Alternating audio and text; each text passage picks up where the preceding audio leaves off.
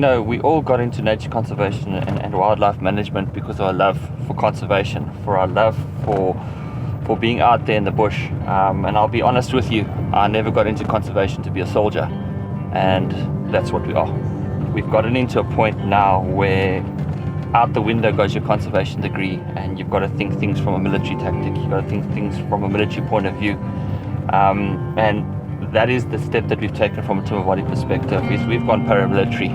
We've implemented strategies to protect our rhino, to safeguard our rhino, from the implementation of technology, fence alarm systems, cameras as early detections, to take the game to the poachers on the outside rather than allowing them to come in and harm our wildlife. But the most important aspect around that is always going to be your boots on the ground. You cannot have a successful anti-poacher operation without having very effective and very diligent and hardworking and dedicated field rangers. It's a synergy between a field ranger and the technology that you're implementing on the ground as a successful recipe.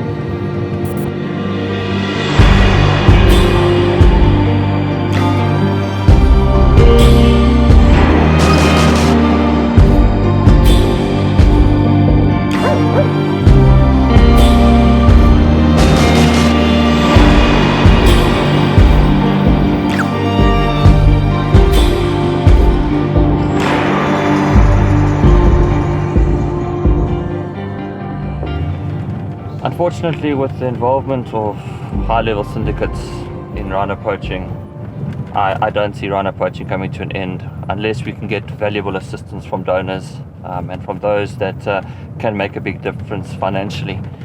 We are all under the crunch when it comes to finances within the private sector and the governmental sector, and we need to do this hand in hand from a donor perspective, from a management perspective, and an anti-poaching perspective.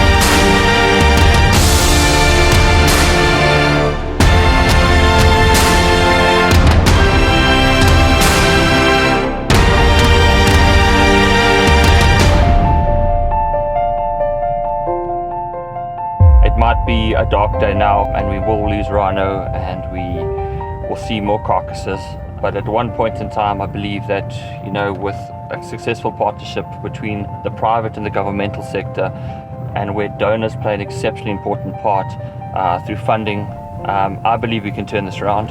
We can once again become a safe haven for both white and black rhino and all the other species that go with them. If we're going to lose a charismatic species like a rhino, we might as well give up now. Then we can lose everything that goes with that. So I think that the fight is still there. We've got the dedication, we've got the support, and we've got the drive, and it's not going to happen on our watch.